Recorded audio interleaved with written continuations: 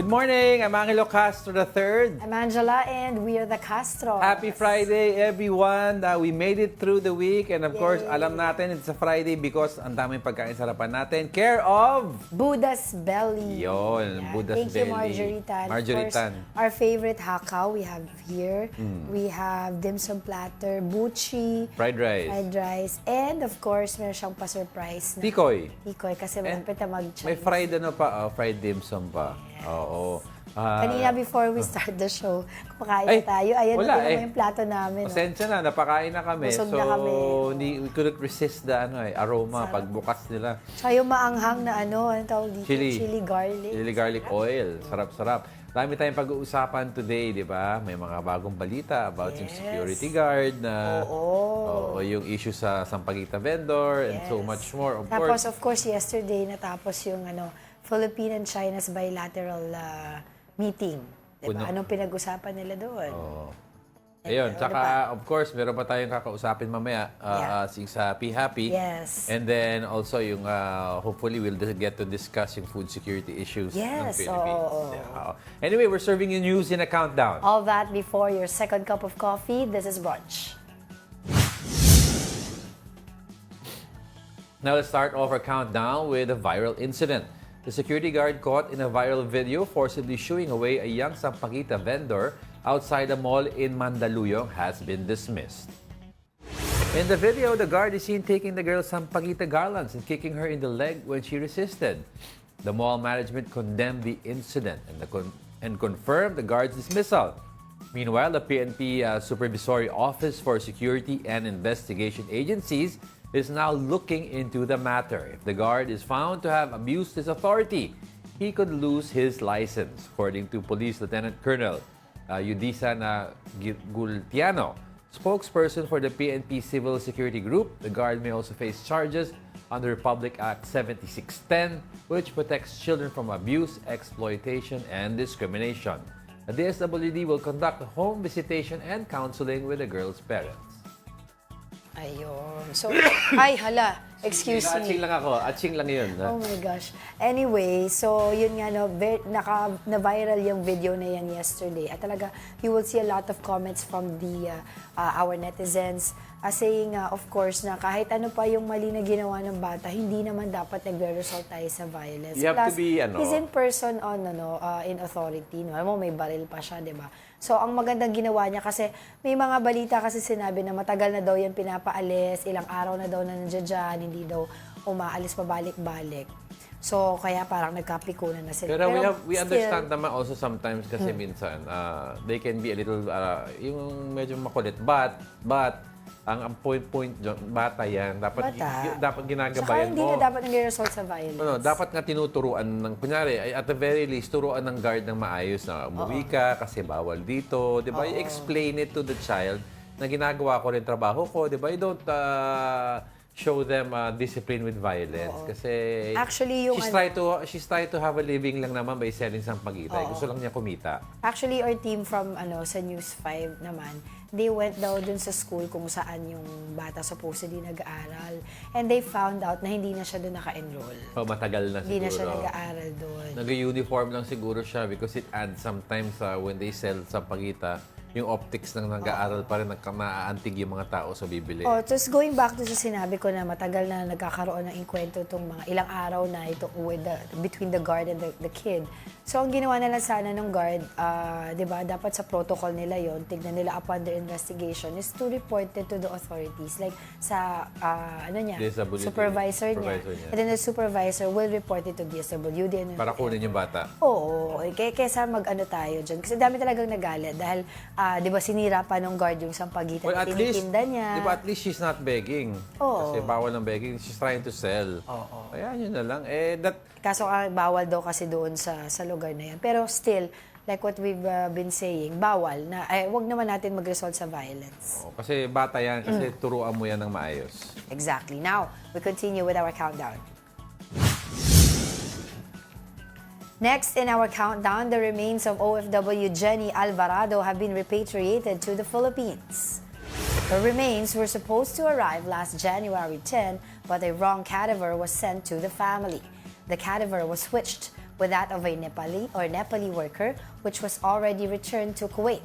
The Migrant Workers Department is now investigating the matter. The OFW died in Kuwait on January 2 due to suffocation, according to her employers. Meanwhile, the Foreign Affairs Department is expediting the repatriation of the remains of a slain Filipina in Slovenia.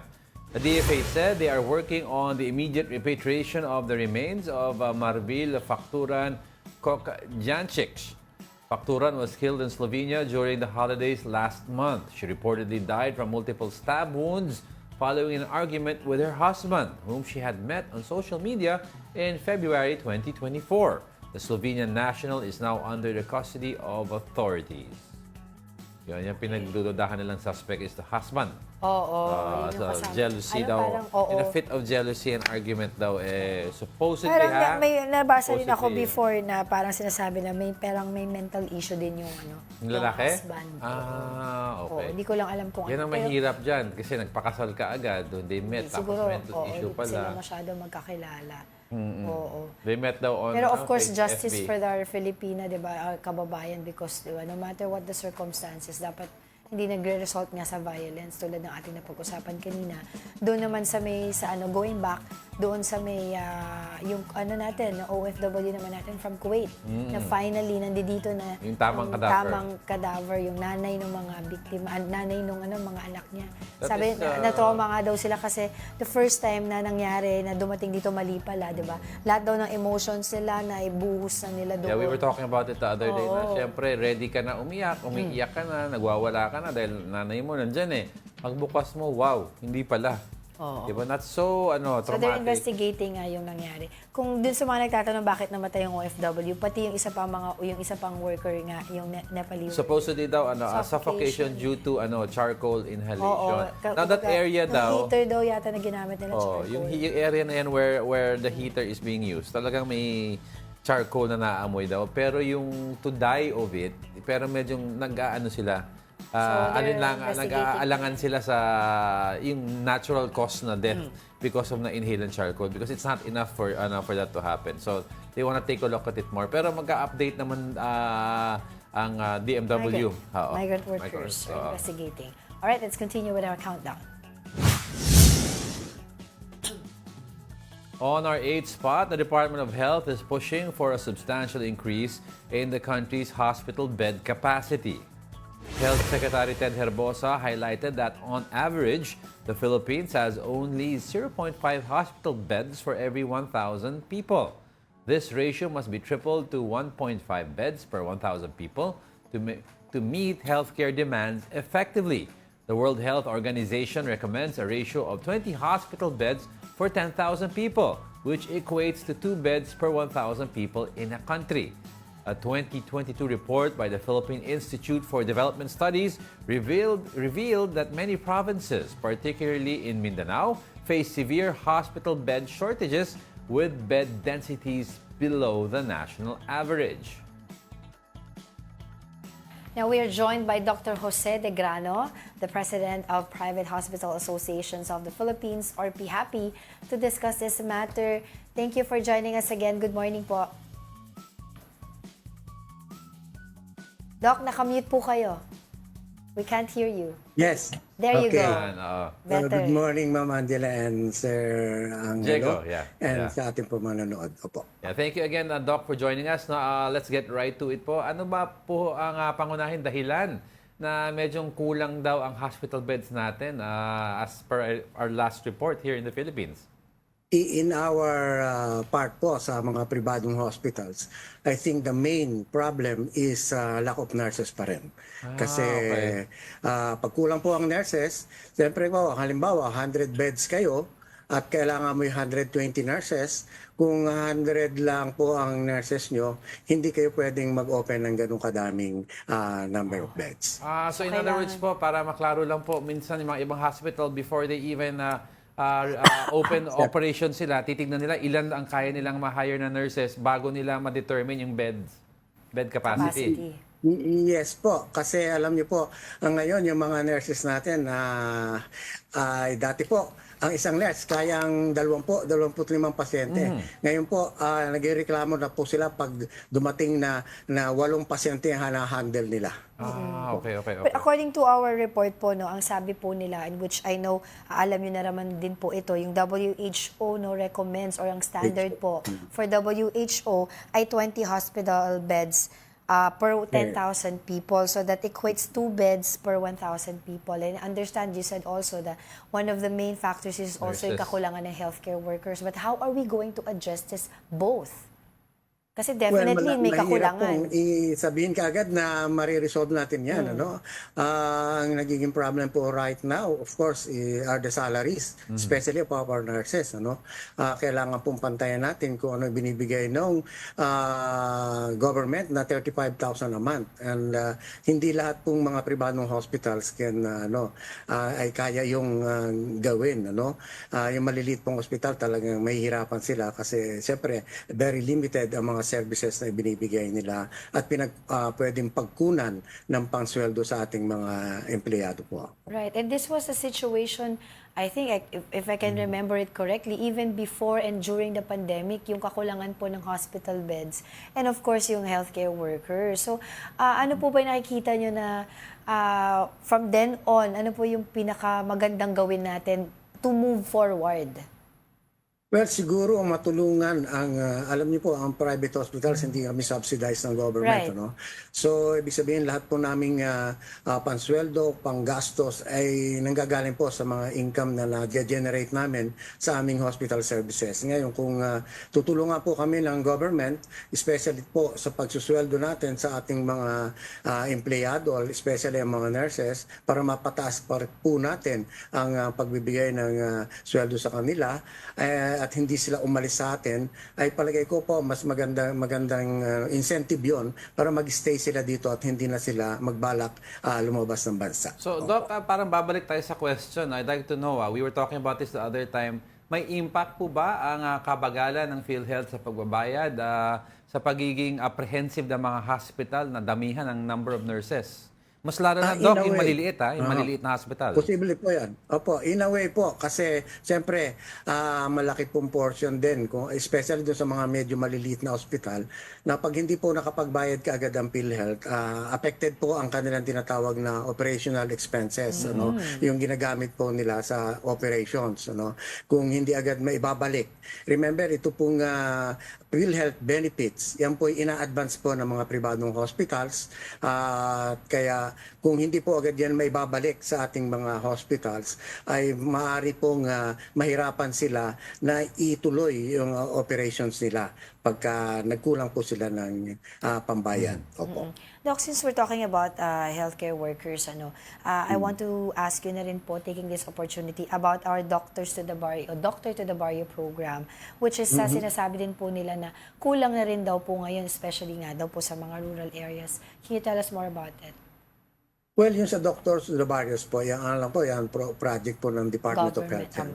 At in-encourage nila yung ating mga bagong doctors na magpunta sa mga different geographically, yung mga Mga gigas rural po tinatawag communities, natin. Pero ang alam ko po, recently, marami.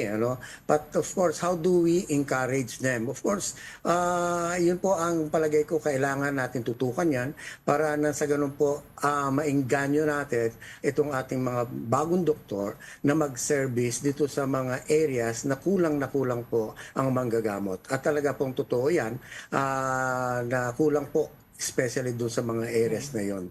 At ang alam ko, tumutulong po ang local government units dyan. Right. And hopefully magstay sila doon after their assignment for 2 years. Yun ang goal nila. Yeah, Doc, we'd like to understand also na balik tayo ng konti sa nagiging issue sa salaries ng mga nurses natin. Yung mga maliliit po na hospital, kasi madami yan all over the country, no? And compare natin sa mga malalaking hospital, yung entry-level salary at saka yung maximum salary, pareho yan, Doc, regardless kung gaano kalaki or liit ang hospital? Palagay ko po mahihirapan ang maliliit na ospital na yung mga entry level. Siguro ngayon nag-average po ng more than 500 ang entry level sa level 2. Level 1, 2, 3 po yan. No? Okay. Yung iba po umabot yan ng mga 600, 700 ang entry level.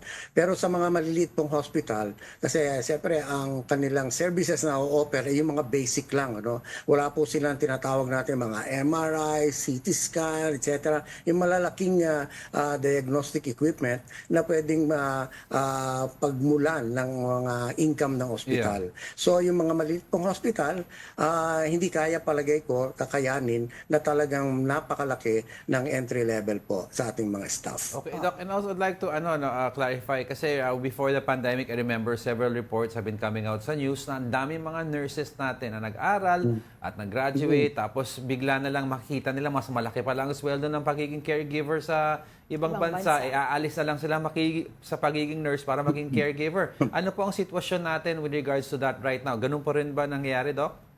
Maaari pong totoo yan. Nakakalungkot nga po kung gano'n. Ano na ibig sabihin tapos sila ng nursing, etc. Tapos just because of the mas malaki ang offer ay magki-caregiver sila. But palagay ko po, kung mabibigyan naman po natin sila ng mas magandang incentive, ay hindi sila basta alis dito. Pero siyempre, napakahirap po na labanan yun, no? Mag-compete with that. Ano? Yeah. Lalo na po ngayon, imagine ang bagsak ng ating peso. Dati po 47 o 43, 47 to a dollar. Ngayon po 59 na to a dollar. Ano po? Napakalaki po ng pagkakaiba. Yung dating offer nila na let's say $1,000, magkano na ngayon, 'di ba? 59,000. Dati 47,000. Napakahirap pong i-compete yung mga ganun pong offer. Ano po? Kasi sila po ay first world economy. Oo. Well, we understand po yung pinaka-concern nyo po nga dito doon sa hospital beds and of course yung sa versus the healthcare workers. Pero paka-explain lang po sa amin, Doc, can you give us a picture or scenario kung paano po naapektuhan ng kakulangan ng beds yung mga serbisyong pangkalusugan, especially doon po sa mga local, rural communities like Mindanao. At may tinatawag pa daw po sila doon na lack of accurate beds. Doc. Yun nga po ang sinasabi ko. Halimbawa, katulad po ng mga hospital sa mga probinsya. Let's say, sabihin po natin na 20 beds ang aming hospital. Yes. At kinakailangan namin ay sa 20 beds, halimbawa, example lang po ay 30 nurses. Opo. Di kung halimbawa pong 30 nurses in order para maserbisyohan namin yung 20 beds, ay kailangan namin ng 30 nurses. Pero wala kaming makuha. Halimbawa, sa 10 lang po ang nurses. So, ibig sabihin, limitado po. Yung 20 beds, pwedeng sasabihin na lang ng hanggang 15 muna ang ating i-admit. Kasi kulang ating nurses. Dahil hindi natin mabibigyan ng magandang serbisyo kung wala tayong mga nurses. Yun po ang nagiging problema ngayon. Oo, nga dahil pa. Lastly po pala, Doc, kasi sabi nyo, tinanong ko kayo kanina, anong magandang gawin natin to move forward on this? Sabi nyo, baka po pwede kayo mabigyan ng subsidiya ng gobyerno. Yes. And you're looking at how much, ilang porsyento po mula sa gobyerno? Well, whatever po na kaya nilang ibigay sa amin naman on our side, siguro para lang namin kasi right now po, ang isang hospital, meron po yung mandatory na 10% na charity beds. Po. Kung 100 beds kayo po, ang 10% po niyan or 10 beds are charity beds. Para po halimbawa sabihin nila, magsasubsidize namin kayo, anong gagawin naman niyo on your part? Pwede namin po i-increase yung number of charity beds. Sa ganun po, at least mabigyan naman ng subsidy itong aming mga hospital at matulungan kami sa operational expenses na lagi po nating pinoproblema. Sa ganung pamamaraan po pala. Pero, Pero have we reached out to DOH regarding this? Well, palagi ko naman alam na rin po nila yan. But anyway, wala pa rin po kami masyadong pag-uusap dyan. Madali naman po sigurong pag-usapan yan with Secretary Arbosa.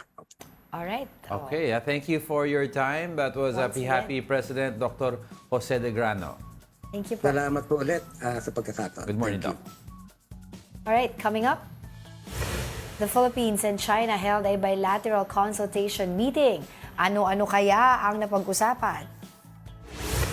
And the Agriculture Department plans to declare a food security emergency. Bakit naman kaya? We're just getting started, mga kapatid. More of our top 10 news when brunch returns. Keep it here on One News.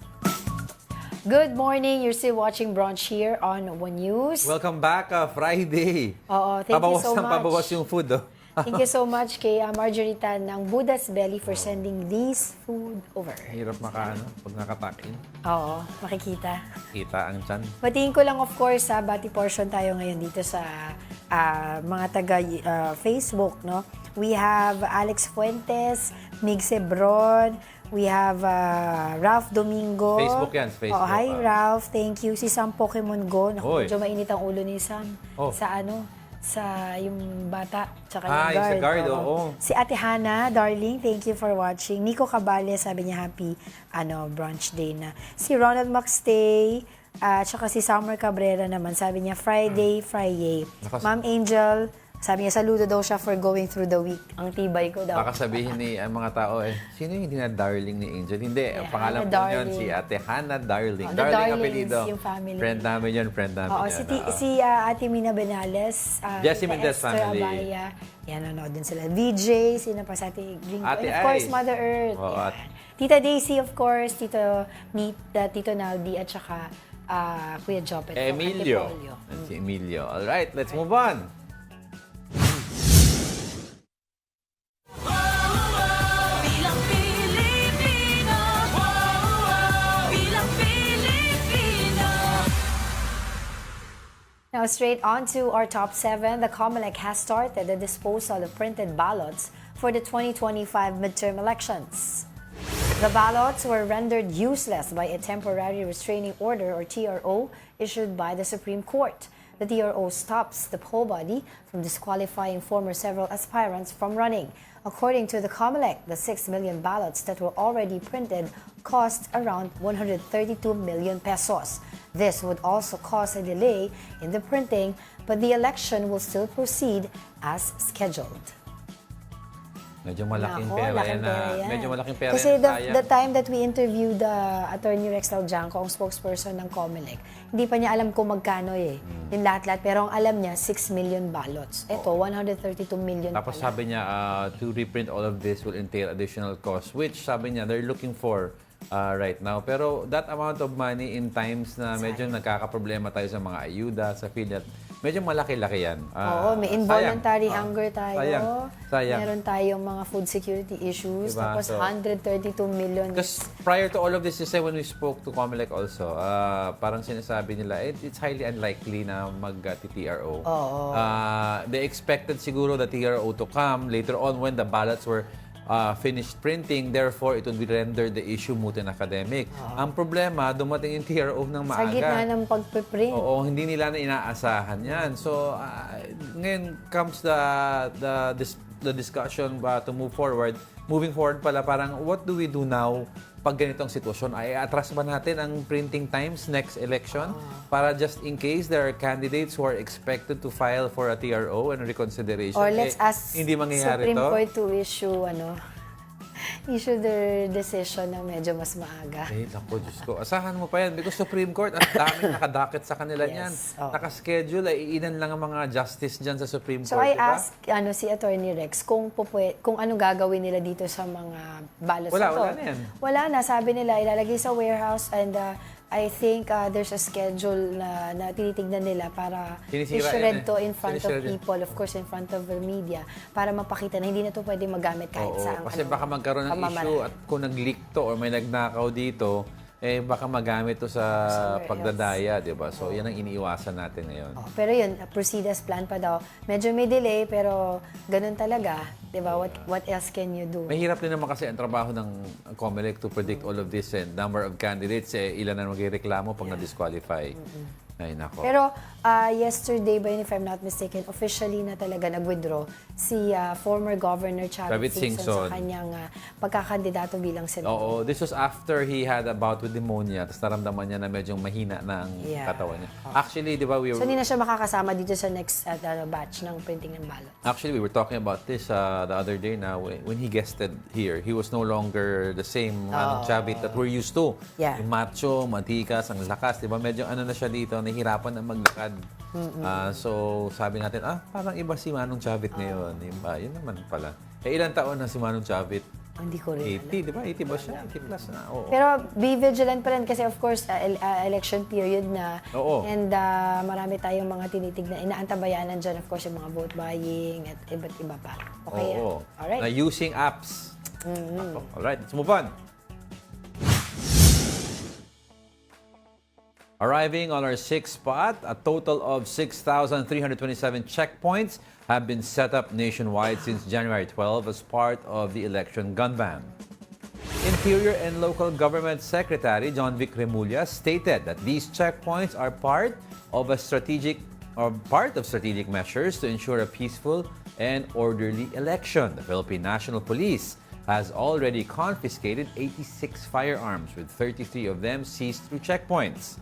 Remulla also identified 34 election hotspots, 27 of which are in the Bangsamoro Autonomous Region of Muslim Mindanao. Additional hotspots have been noted in 2 areas of Eastern Visayas and 4 in Luzon. Reminder lang po sa mga yung mga may hawak na permit to carry, canceled po ang permit to carry during the entire election period. So in other words, kahit po may lisensya kayo na magdala ng baril at permitted kayo ng PNP, canceled muna yan during this election period. Unless may special Unless, kung gusto nyo humingi na reconsideration or special permit from PNP stating bakit sa COMELEC PNP, kung bakit kailangan pa rin dala nyo yung baril, is there a threat to your life, then baka pwede i-reconsider. Okay. All right. Let's continue with our countdown. Switching gears now for our top 5, former PNP Chief Rodolfo Azurin denies involvement in the 6.7 billion Shabu cover-up. Azurin said he was the one who ordered the investigation of the whole operations back in 2022. The Justice Department has indicted at least 30 cops for the alleged cover-up, not including Azurin. But the Interior Department said the former PNP chief may still be investigated for the case. Kasi by the time daw nagkaroon kasi ng mga, yung supposedly by bust operation, siya yung nakaupo doon. Pero parang paalis na siya noon o Paalis na siya. nakapag-resign na siya. Ay, hindi pala resign, retired. Yeah. Diba? So kasi ito si former PNP Chief Azurin, siya ay the first PNP chief under the PBBM administration. So we all know naman na itong investigation na ito na ginagawa ng DILG will date back since 2016 Yes, under the oo. Duterte administration. So lahat po Ng ng mga chief. PNP chief dyan ay imbestigahan dahil sila yung chief at So, I that think time na nangyari yung diba, mga iba't ibang...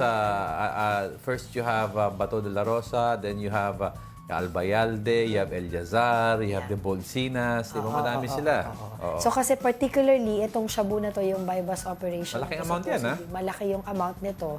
And nakikita nga nila na, yun nga, di ba, merong 30 cups. 6 billion ba? 6 billion? 6.7. 6.7 billion. Oo, na Shabu cover-up na nakita nila upon the investigation ng NAPOLCOM na may mga certain arrest na na-stage. Oo. Na na-aresto na pala nung isang araw o nung kunyari kunyari ngayon inaresto. Yeah, inulit Pero doon nila. sa record, inaresto nila kahapon pa, parang gano'n. O the other way And around. then they baliktad. restaged everything just to They staged justify everything. yung ano. Oo. Tapos they've seen daw doon kasi doon sa bypass operation, traces of mga involvement ng mga police. That's Yeah. why may mga, di ba, may planting of Yes. evidence, ganyan. So, malaking malaking issue to. Malaking issue. Kasi, ang mga police natin ang involved, at hindi lang isa, but 30. Oo. 30 Tsaka may cops. mga, not also high-ranking police officers, but meron yung mga mid-ranking, Yeah. station commander. Oo. So, yung ginagawa ng mga high-ranking officers daw, ay parang wala na silang nalalaman sa ginagawa ng mga Yeah, oo. under them. So, itong mga under them, talagang tuloy-tuloy lang yung operations nila na ganito. Parang ang kine-question ngayon nila, wala bang nalalaman or are they just simply looking the other way? Yun ang gusto ngayon tignan ng even ang NAPOLCOM, isisilipin nila. Ano ba extent nitong operation na to? Is this an effort from top to bottom or talagang hindi lang talaga nakikita ng mga high-ranking officers? Hindi, kasi to? yung time nga daw na yung nagkaroon ng supposedly by-bus operation, tinawag nila yung kanilang chief daw. Hindi PNP chief general ba Basta yun? it's a general I na forgot sakop ng area ata. Oh, at that time, he was celebrating his birthday. Lumating daw ng lasing. Medyo tipsy na. Hindi ko naman alam kung lasing, ano. Pero, syempre, inom galing sa birthday party. Well, to make a- So, sinabi niyang gano'n, sige, ayusin niyo na, lipitin niyo na, something like that, of that, ano. Pero to make a decision which is of importance under the influence of alcohol, that is conduct unbecoming of an Kitang-kita daw kasi, officer. totoo. Pero kitang-kita daw doon sa CCTV kasi yung isang nakalimutan ko yung pangalan, yung inaresto nila Yeah. supposedly sa Tondo. Dinala nila doon sa lending company nung guy na yon. Tapos doon nila nga stinage yung arrest. Pero nakita sa CCTV na wala naman nangyaring arrest at that time because the arrest Yes, was done the day before. Anyway, kasi kailangan nila tignan ito kasi baka ito yung nahuli. Baka may mga ibang operations in the past ang tinasabi nila na hindi nahuhuli. Oo, Dito rin papasok most yung supposedly yung strengthening of IAS, yung Internal Affairs Service ng PNP na huwag ilagay under the PNP chief but independent of the PNP chief para isilip lahat ng operations na ginagawa ng police. So, yung iba kasi hindi pa daw na-suspend pero nire-recommend nga nila PNP Chief General Marvin na hindi lang suspend, but tanggalin na sa Tanggalin trabaho. sa Kasi mahirap servisyo. din naman conflict of interest na iniimbestigahan sila, nakaupo pa sila sa pwesto. Tapos pag klaro, baka pag-usapan ko pwede ibalik. Pag clear sila. And then moving forward, tinitingnan din nilang solution dito is of course yung magkaroon ng specialization ang mga police. Kasi apparently tayo... Walang units. Wala tayong mga specialization. Meaning, sige, explain mo. Hindi, paano ka magkakaroon ng specialization din kung how many police per precinct ka meron? For example, sa US, pag papasok ka sa LAPD, meron na violent crimes unit, may gang unit, may drug unit, di ba? Dito daw tayo, wala tayo mga sa cybercrime Oo. unit. Dito ganyan. kasi, ipagpasok mo sa precinct, minsan nga wala silang Yeah. ink para sa printer. 'Di ba? Kulang sila ng upuan, 'di ba? Yung upuan, yung lamesa, kulang sila. Talagang kawawa rin naman. Dapat talagang we should spend on the police force. But matagal pa tong issue na to at maraming pang pag-uusapan. So let's move forward. Coming in at the top 4, Chief Presidential Legal Counsel Juan Ponce Enrile warns of a, quote, very detrimental precedent following the Iglesia ni Cristos peace rally. Enrile asked, can the INC with all its members amend the Constitution or suspend any of its provisions? He explained that impeachment is just a constitutional legal process. That will happen if there is grounds and evidence to support it. The INC earlier maintained that the rally was not political, even if it was meant to support President Bongbong Marcos' stance rejecting impeachment bids against Vice President Sara Duterte. Yan ang sinasabi natin, let it go through the process. Diba? Regardless kung ano yung pressure na meron from a big religious group. Ngayon, pag during the process, yung sinasabi ni former Senator Enrile, during the process, makita nyo, hindi naman karapat-dapat ma-impeach yung tao or mag-prosper tong impeachment complaint. Hindi wag, pero padaanin mo sa proseso. Wag mo idadaan sa rally na sinasabi na natakot ka bigla sa dami ng tao, wag na natin ituloy ito. Iboto. Diba? Diba? Ngayon, I mean, if the Catholic Church does something like this, sasabihin ng tao, ba't kayo nakikialam? Yesterday, there's an impeachment rally, pro-impeachment naman, headed by former Justice Carpio, sila former Senator De Lima Yeah. et al. Yan sinasabi, di ba? If the Catholic Church does this, may separation of church and state sabihin eh. So ngayon, kung peace rally, tanggalin nyo yung messaging about tanggalin nyo yung messaging about the support for PBBM's call na huwag mag-impeachment. Just have a peace rally for a better Philippines. Yan ang sinasabi nila. Pwede. That would have been better messaging daw. Oh, okay pa din to si Senator Enrile talas pa din Saludo Very- ako dyan kay very smart pa rin. Senator Enrile. How many books a day daw does he consume? Para daw madami. pagkain eh. Oo, madami. Oo. So parang isang buong bahay na daw yung mga Kaya ang tanong ko, nabasa niya in his life. gusto ko ang tanongin, ano ba laman ng corned beef nyo at ang talas ng O hindi, iba nung na-interview ko siya before, sabi niya, so tatanong anong kinakain niya, mga steam, Oo. steam fish, farm niya? o gulay, tas farming lang daw siya. All right, sige, let's continue with our countdown. Now moving on to our third spot, the Philippines and China held their 10th bilateral consultation mechanism on the South China Sea on January 16. Here's the report. Foreign Affairs Undersecretary Teresa Lazaro led the Philippine delegation during the bilateral consultation meeting with China in Xiamen. She described the discussions with Chinese Vice Foreign Minister Shen Xiaodong as frank and constructive. During the meeting, both countries agreed to continue their provisional understanding regarding rotation and reprovisioning or RORE missions to BRP Sierra Madre in Ayungin Shoal. The Philippines also raised concerns about the presence of the Chinese Coast Guard's so-called monster ship near Zambales. However, Lazaro did not mention whether China committed to removing the vessel. Nevertheless, the two nations agreed to enhance Coast Guard collaboration and hold workshops on marine scientific cooperation. Meanwhile, U.S. Senator Marco Rubio expressed concern over China's monster ship in the Philippines' EEZ. He warned China to stop its actions in Taiwan and the Philippines, emphasizing America's obligations to both.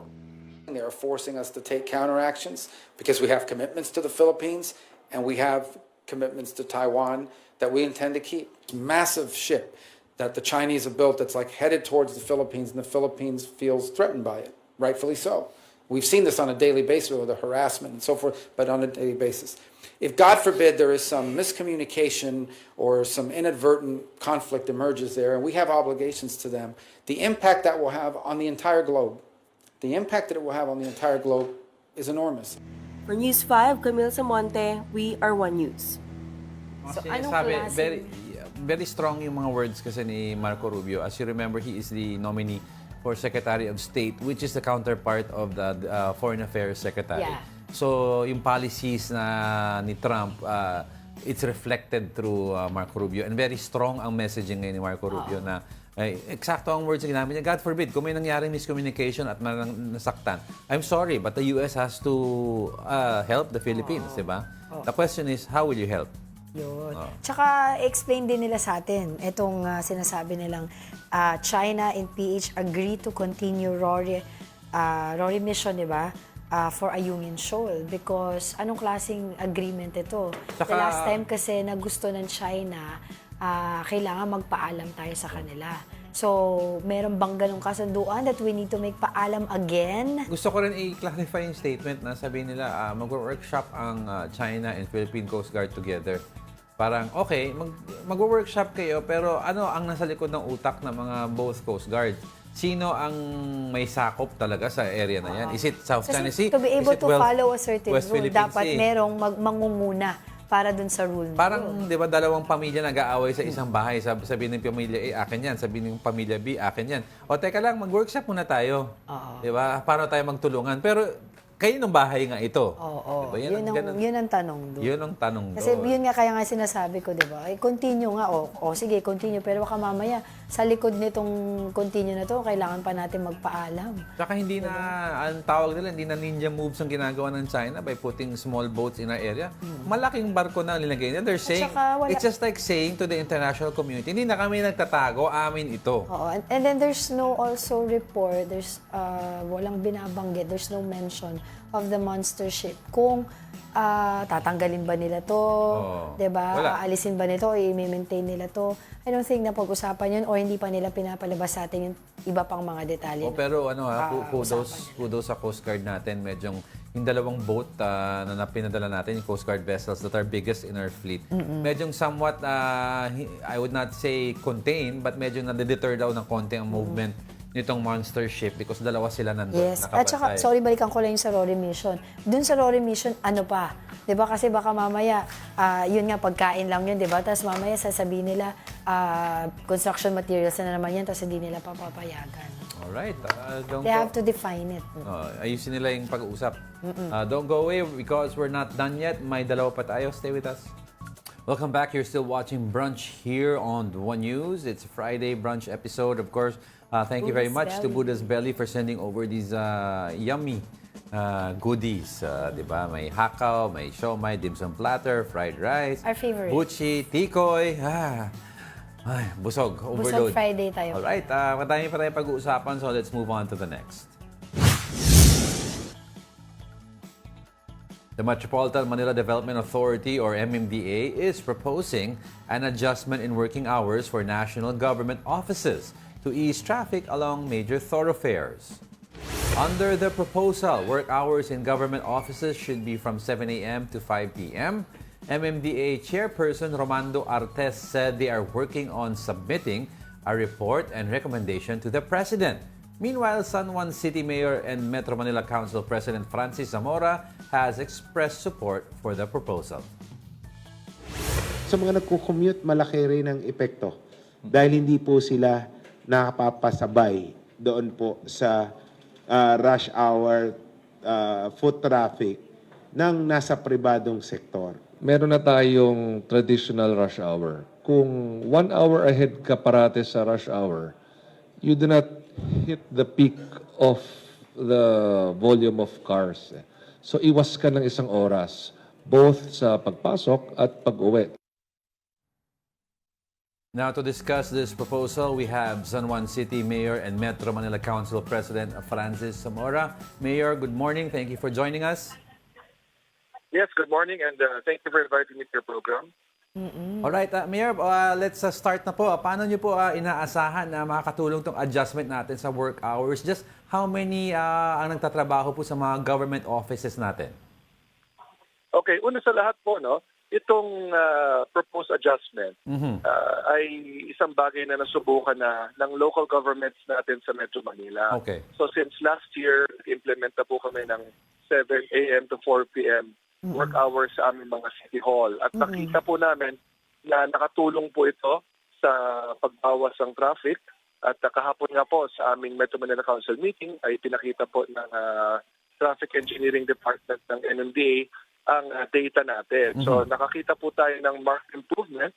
Ngunit ang improvement po ay focus dito sa areas within City Hall and within the local streets of the local government units kung saan madalas yung mga taga-City Hall ay nakatira naman within the vicinity ng City Hall din mismo.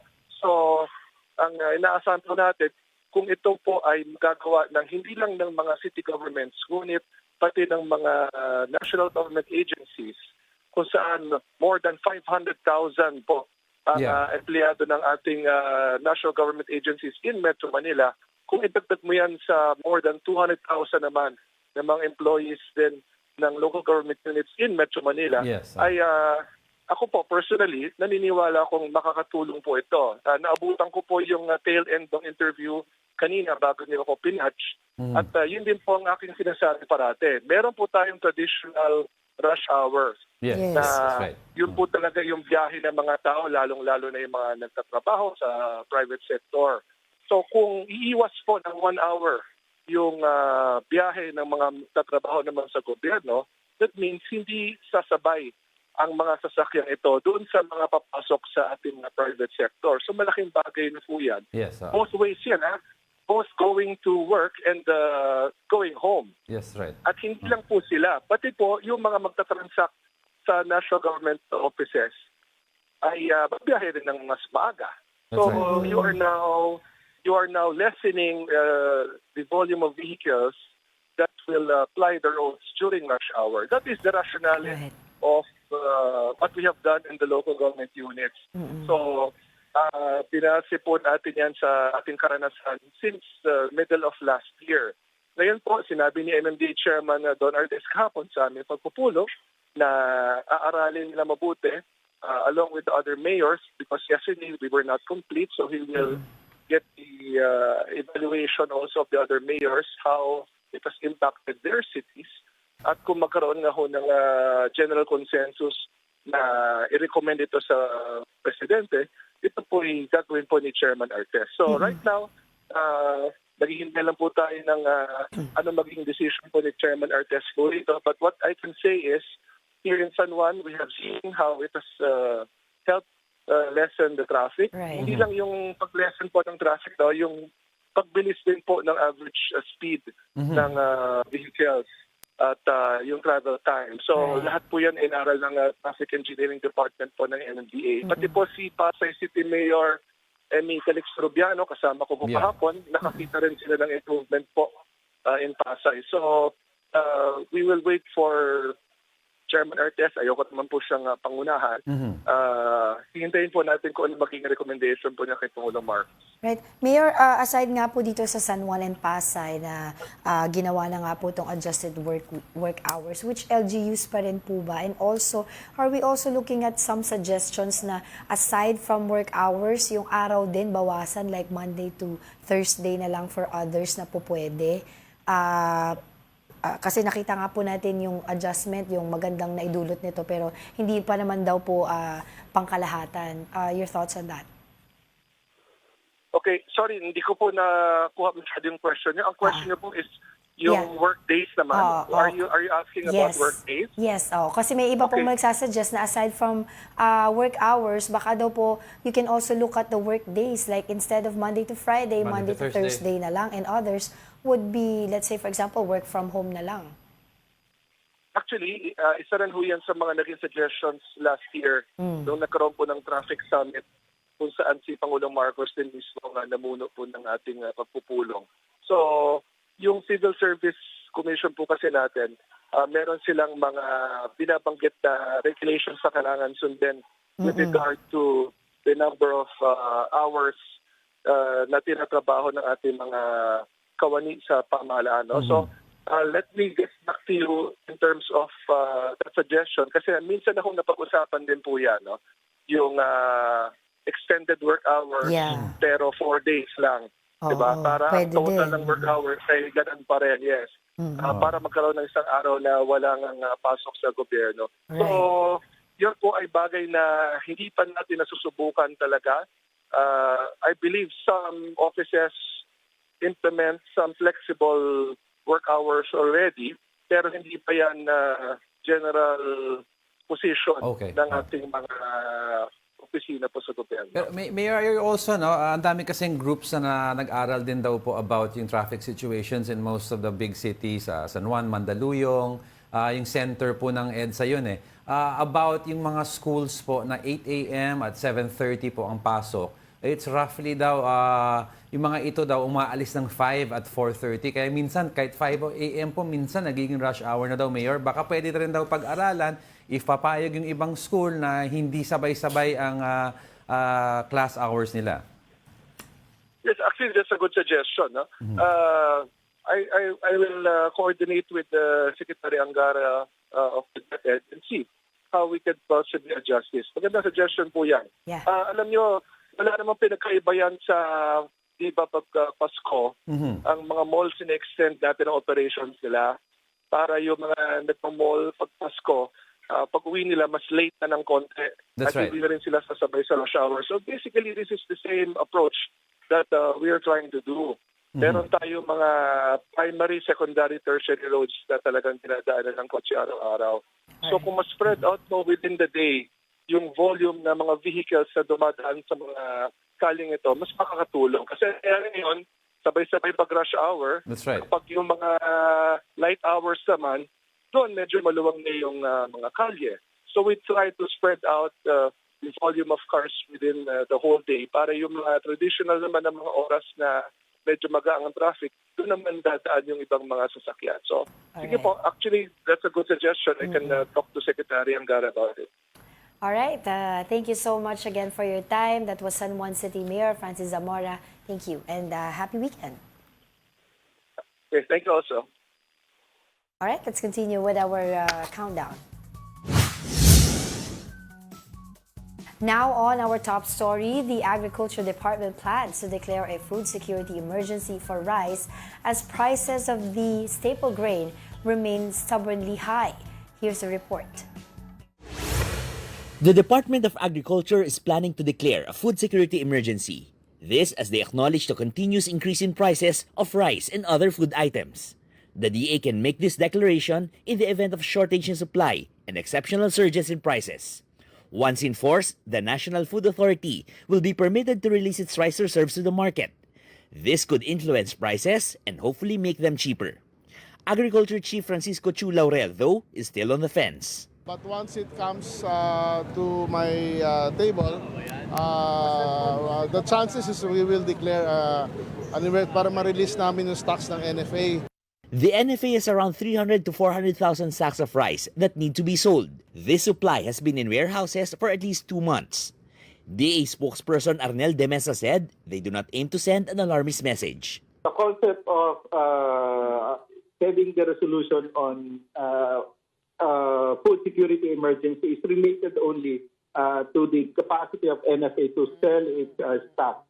That's the only reason on the part of the department in seeking for that emergency declaration. He assured the public that the country has adequate rice supply, but the prices continue to increase mainly due to problems in retail prices. Most likely, some of because there is not so much regulation in our retail market. Rice are being sold even though if it is 25% broken, sometimes it can be sold as 5% broken. So there is problem in labeling. For News 5, Gerard de la Peña, We Are One News. Okay. Yan, so it's a food security emergency. Hindi ko pa nababasa buo like you told me to. I read little parts of it. I still don't know, no? Hindi pa rin ako convinced na it's still a food security emergency. Yes, I'm not kasi convinced. sinasabi nga, of course, ng mga rice advocates, also like yung mga free farmers, yung mga sinag na, I don't think this is the right decision kasi ang daming paraan, especially sabi ng ganun, yung pagbababa ng tariff sa import natin na rice, like from 35% to 15% na lang. Definitely, under rice tarification law yun, diba? So definitely, hindi daw nag-work yun. So bawiin na lang daw Bawiin yun. na lang. Para yung makukuha natin doon sa import na yon na 35% na mabalik sa dati, mabibigay na lang sa farmers instead. Anyway, parang para i-simplify lang sa mga tao, no? Kasi when you look at the words food security emergency, ang pinag-uusapan dito, the word emergency is hindi na ba kaya ma-afford ng general public, number one, bumili ng sarili nilang kanin. Number two, wala na ba talagang supply na super hirap yung nagkakagulo na sakali, like what happened to Russia in the 80s and 90s na yung sapatos nila, itinitrade nila for food. Wala pa naman tayo Wala pa doon. ganun. Pero Wala pa sinasabi tayo nila doon. under the law kasi it's either shortage ng supply o sobrang taas ang presyo. Ang sinasabi ng DA, sobrang taas ang presyo, which is kukunin nila yung NFA rice na sinasabi nga nung iba, bakit mo kukunin yung NFA, tsaka anong lasa nun bibigay mo sa public, at tsaka paano pag nagkaroon ng emergency, baka wala. Anyway, Pero before- sabi nila harvest naman ng March. Anyway, before we go, pag-usapan nila yan after election, not before. Kasi hinahabol nyo naman ng campaign promise para pumasok sa Alright, happy platform. Friday! Happy Friday, everyone! Thank you, Buddha's Belly, and that wraps up today's episode of Brunch. Join us again tomorrow. Oh no, on Monday. I'm Angela Lagunsad Castro. Not paying attention. I'm Angelo Castro III. We are One News. All sides, all the time. Happy Friday.